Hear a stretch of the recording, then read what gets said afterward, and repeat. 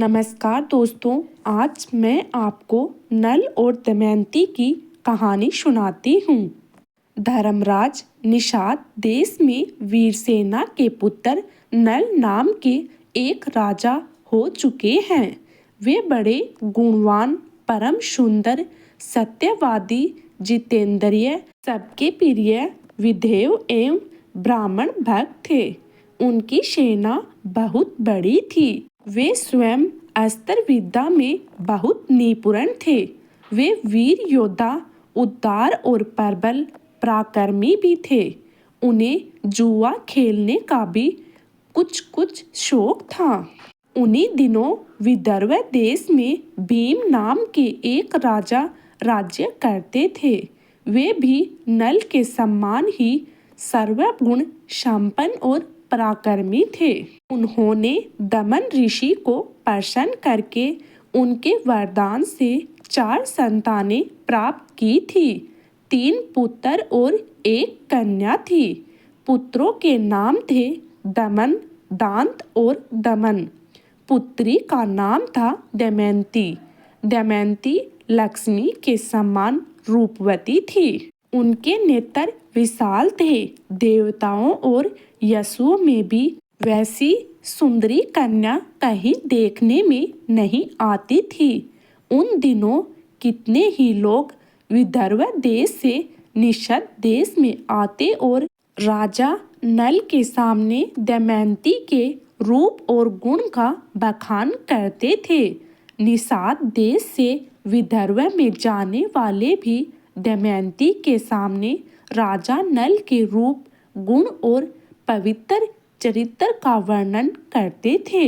इस प्रकार दोनों के हृदय में परस्पर अनुराग अंकुरित हो गया। एक दिन राजा नल ने अपने महल के उद्यान में कुछ हंसों को देखा।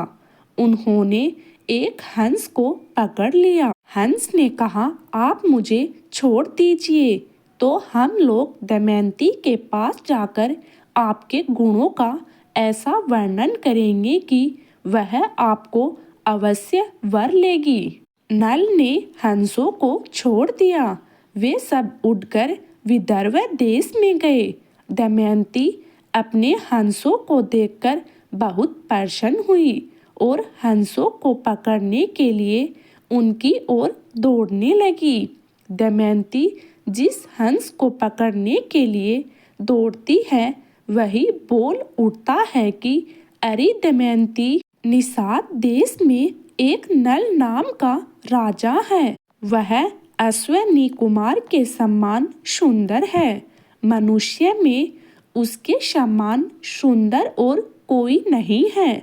वह मानो मूर्तिमान कामदेव है। यदि तुम उसकी पत्नी हो जाओ तो तुम्हारा जन्म और रूप दोनों सफल हो जाएंगे। हम लोगों ने देवता, गंधर्व, मनुष्य, सर्प और राक्षसों को घूम घूम कर देखा है। नल के समान कहीं सुंदर पुरुष देखने में नहीं आया। जैसे तुम स्त्रियों में रतन हो वैसे ही नल पुरुषों में भूषण है। तुम दोनों की जोड़ी बहुत ही सुंदर होगी। दमयंती ने कहा, हंस, तुम नल से भी ऐसी बात कहना। हंस ने निषाद देश में लौटकर नल से दमयंती का संदेश कह दिया। दमयंती हंस के मुंह से राजा नल की कीर्तियां सुनकर उनसे प्रेम करने लगी। उसकी आसक्ति इतनी बढ़ गई कि वह रात दिन उनका ही ध्यान करती रहती थी। शरीर घूमिल और दुबला हो गया। वह दिन सी दिखने लगी। सखियों ने दमयंती के हृदय का भाव ताड़कर विदर्भ राज से निवेदन किया कि आपकी पुत्री अस्वस्थ हो गई है। राजा भीम ने अपनी पुत्री के संबंध में बड़ा विचार किया। अंत में वह निर्णय पर पहुँचे कि मेरी पुत्री विवाह योग्य हो गई है, इसलिए इसका स्वयंवर कर देना चाहिए। उन्होंने सब राजाओं को स्वयंवर का निमंत्रण पत्र भेज दिया और सूचित कर दिया कि राजाओं को दमयंती के स्वयंवर में पधारकर लाभ उठाना चाहिए और मेरा मनोरंजन पूर्ण करना चाहिए। देश देश के नरपति हाथी घोड़े और रथों की ध्वनि से पृथ्वी को मूर्छित करते हुए सज धज कर विदर्भ देश में पहुंचने लगे। भीम ने सबके स्वागत सत्कार की समुचित व्यवस्था की। देव ऋषि नारद और पर्वत के द्वारा देवताओं को भी दमयंती के स्वयंवर का समाचार मिल गया। इंद्र आदि सभी लोकपाल सभी अपनी मंडली और वाहनों सहित विदर्भ देश के लिए रवाना हुए। राजा नल का चित्त पहले से ही दमयंती पर आसक्त हो चुका था। उन्होंने भी दमयंती के स्वयंवर में सम्मिलित होने के लिए विदर्भ देश की यात्रा की। देवताओं ने स्वर्ग से उतरते समय देख लिया कि कामदेव के समान सुंदर नल दमयंती के स्वयंवर के लिए जा रहे हैं। नल की सूर्य के समान क्रांति और लोकांतर रूप संपत्ति से देवताओं भी चकित हो गए। उन्होंने पहचान लिया कि ये नल है। उन्होंने अपने विमान को आकाश में खड़ा कर दिया और नीचे उतरकर नल से कहा, राजेंद्र नल, आप बड़े सत्यवर्ती हैं। आप हम लोगों की सहायता करने के लिए दूत बन जाइए।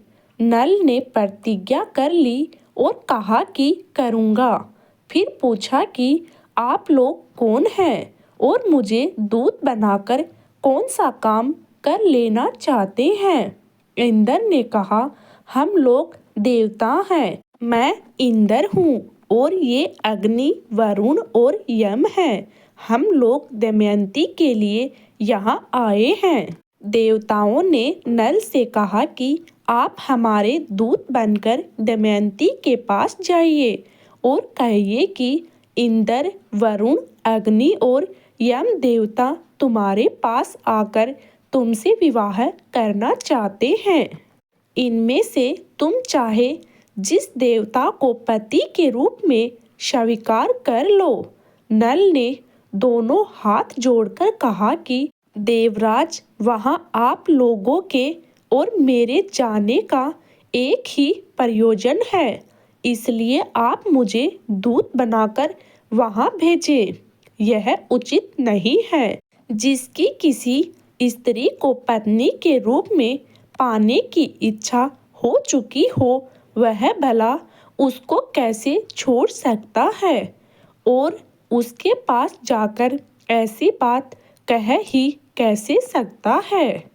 आप लोग कृपया इस विषय में मुझे क्षमा कीजिए। दमयंती का स्वयंवर हुआ, जिसमें न केवल धरती के राजा बल्कि देवताओं भी नल का रूप धरकर आ गए। स्वयंवर में एक साथ कई नल खड़े थे। सभी परेशान थे कि असली नल कौन होगा, लेकिन दमयंती जरा भी विचलित नहीं हुई। उसने आंखों से ही असली नल को पहचान लिया। सारे देवताओं ने भी उनका अभिवादन किया। इस तरह आंखों में झलकते भावों से ही दमयंती ने असली नल को पहचानकर अपना जीवन साथी चुन लिया। नव दंपति को देवताओं का आशीर्वाद प्राप्त हुआ। दमयंती निषाद नरेश राजा नल की महारानी बनी। दोनों बड़े सुख से समय बिताने लगे।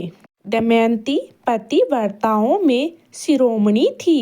अभिमान तो उसे कभी छू भी नहीं सकता था। समय के अनुसार दमयंती के गर्भ में एक पुत्र और एक कन्या का जन्म हुआ। दोनों बच्चे माता पिता के अनुरूप ही सुंदर रूप और गुणों से संपन्न थे। समय सदा एक सा नहीं रहता। दुख सुख का चक्कर निरंतर चलता ही रहता है। वैसे तो महाराज नल गुणवान, धर्मात्मा तथा पुण्य लोग थे, किंतु उनमें एक दोष था, जुए का व्यसन। नल के एक भाई का नाम पुष्कर था। वह नल से अलग रहता था। उसने उन्हें जुए के लिए आमंत्रित किया। खेल आरंभ हुआ।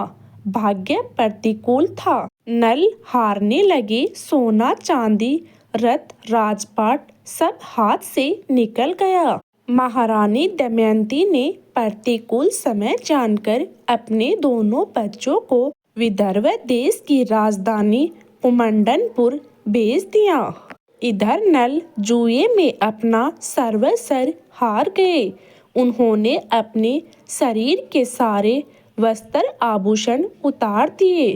केवल एक वस्त्र पहनकर नगर से बाहर निकले। दमयंती भी मात्र एक साड़ी में पति का अनुसरण किया।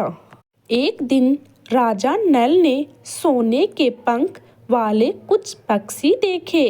राजा नल ने सोचा, यदि इन्हें पकड़ लिया जाए तो इनको बेचकर निर्वाह करने के लिए कुछ धन कमाया जा सकता है। ऐसा विचार करके उन्होंने अपने पहनने का वस्त्र खोलकर पक्षियों पर फेंक दिया।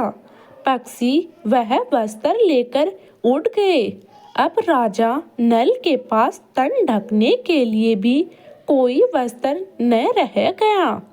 नल अपनी अपेक्षा दमयंती के दुख से अधिक व्याकुल थे। एक दिन दोनों जंगल में एक वृक्ष के नीचे एक ही वस्त्र से तन छिपाए बैठे थे। दमयंती को थकावट के कारण नींद आ गई। राजा नल ने सोचा, दमयंती को मेरे कारण बड़ा दुख सहन करना पड़ रहा है। यदि मैं इसे इसी अवस्था में यहीं छोड़कर चल दूं तो यह किसी तरह अपने पिता के पास पहुंच जाएगी। यह विचार कर उन्होंने तलवार से उसकी आधी साड़ी को काट लिया और उसी से अपना तन ढककर तथा दमयंती को उसी अवस्था में छोड़कर वे चल दिए। जब दमयंती की नींद टूटी तो बेचारी अपने को अकेला पाकर करुण विलाप करने लगी। भूख और प्यास से व्याकुल होकर वह अचानक अजगर के पास चली गई और अजगर उसे निगलने लगा। दमयंती की चीख सुनकर एक व्याधा ने उसे अजगर का ग्रास होने से बचाया, किंतु व्याधा स्वभाव से दुष्ट था। उसने दमयंती के सौंदर्य पर मुग्ध होकर उसे अपनी काम पिपास का शिकार बनाना चाहता था। दमयंती उसे श्राप देते हुए बोली, यदि मैंने अपने पति राजा नल को छोड़कर किसी अन्य पुरुष का कभी चिंतन न किया हो तो इस पापी व्याध के जीवन का अभी अंत हो जाए। दमयंती की बात पूरी होते ही व्याधा मृत्यु को प्राप्त हुए। देवयोग से भटकते हुए दमयंती एक दिन चेतनरेश सुबाहु के पास और उसके बाद अपने पिता के पास पहुंच गई। अनंत दमयंती के सतीव्रत के प्रभाव से एक दिन महाराज नल ने दुखों का भी अंत हुआ। दोनों का पुनर्मिलन हुआ और राजा नल को उसका राज्य भी वापस मिल गया।